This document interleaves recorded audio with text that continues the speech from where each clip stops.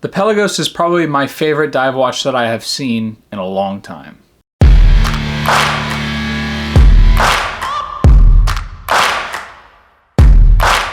Welcome to Wrist Swap, my name's Harrison. The last video I did with the Tudor Pelagos, I compared it to the Black Bay 58, but I wanted to do a standalone video about the Pelagos and my experience with it because I liked it a lot. I mean, I really liked it. And I did not expect to like it so much. So I kind of want to talk about how I felt about it, especially for someone that doesn't like chunky watches, and how that may help you if you're interested in getting a Pelagos. The sizing I'm going to throw up on the screen. Everyone knows generally the sizing. So the Pelagos is 42 millimeters in diameter. It's 50 millimeters lug to lug. It's 14.3 millimeters thick, 22 millimeter lug widths. It's powered by a Kinesi movement, which is partially owned by Tudor. So it's basically a Tudor in-house movement. It's got a 70-hour power reserve. It's anti-magnetic. Whole thing's made out of titanium. It's gonna weigh in at about 145 grams sized up for my wrist. The specifications about a watch don't really tell you anything, frankly. I mean, they give you a little bit of information, but they don't give you the actual whole picture. So what I would say about the Pelagos in my time with it, I wore it for probably about 2 or 3 weeks, give or take.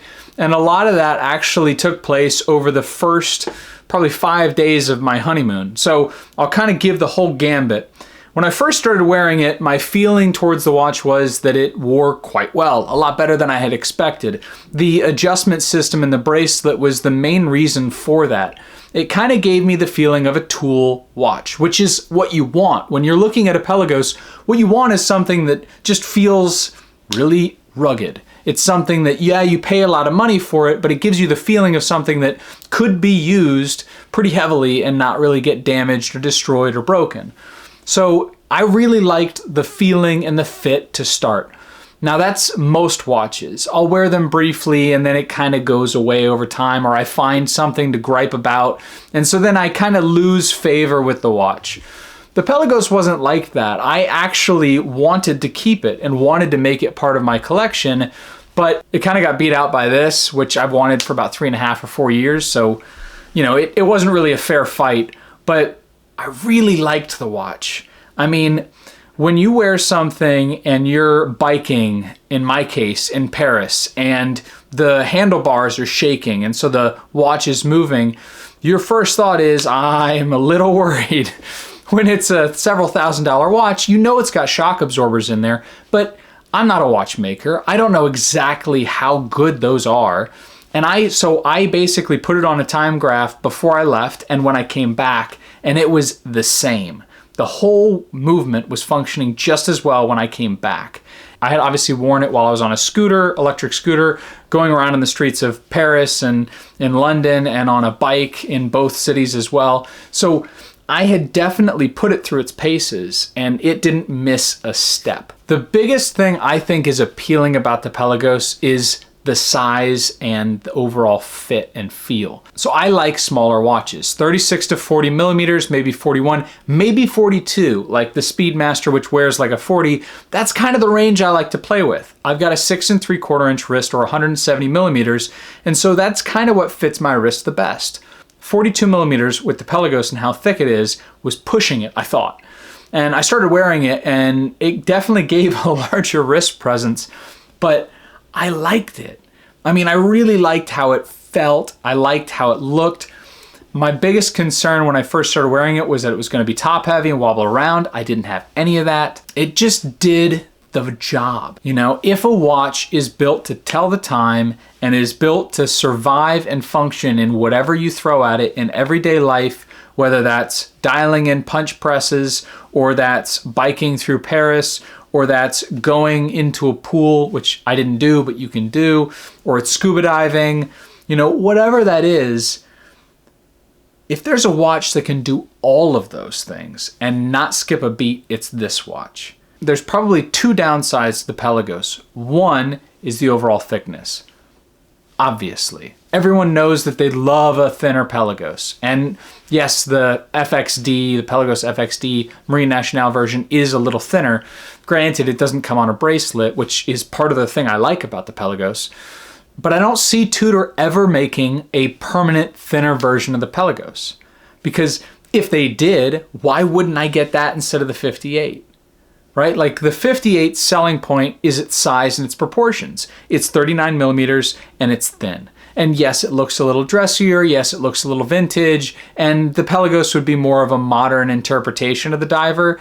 But for me, if they made that model, if they made the Pelagos in a thinner case, especially if it's something like a 12 millimeter or 12.5 millimeter case, like a traditional Rolex or like a 58, I don't see why anyone would buy the 58.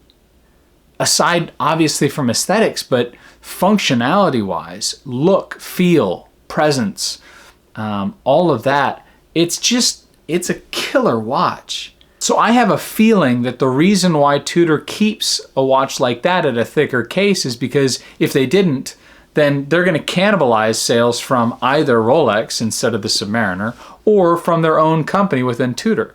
There has to be things that are interesting about one watch versus another. Some people like a 500-meter diver watch that's thick and that has a whole lot of presence, like your Sea Dweller Deep Seas or your Omega Planet Oceans.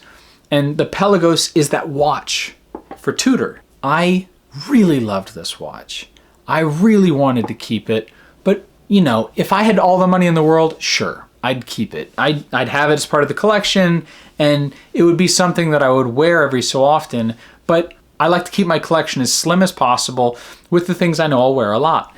And once I had gotten the Explorer 2, the Pelagos kind of just lost that extra little bit of charm. The bracelet adjustment system is really nice. I will say that the spring adjusted system, when I first started wearing it, I thought it was the nice right amount of tension. I thought that it hugged my wrist, and so it did a really good job. I didn't have to worry about anything. What I would do is basically put it on the spring adjusted system, open it up, close it around my wrist. The springs would basically have to stretch a little bit to wrap around my wrist, and then it would hold it there. And I usually like my watches a little tight. I don't like them moving around. And what I found was that it was a little too tight. Now, it's pretty close to perfect, but for me, it was still a little bit too tight. It would have been really nice to have a couple extra adjustments in there. There are 3 settings essentially. I wish they had a couple, maybe one more of those, and then just shorten the springs a little bit. It's nitpicking, but that'd be nice. Stainless steel versus titanium is another thing that people are concerned about, myself included. Titanium can be more prone to scratches dependent on grade of steel and titanium. Because they made everything a matte finish, and because titanium has a little bit darker color, I think those small micro scratches that you'll see like on a polished surface of steel, you didn't really notice.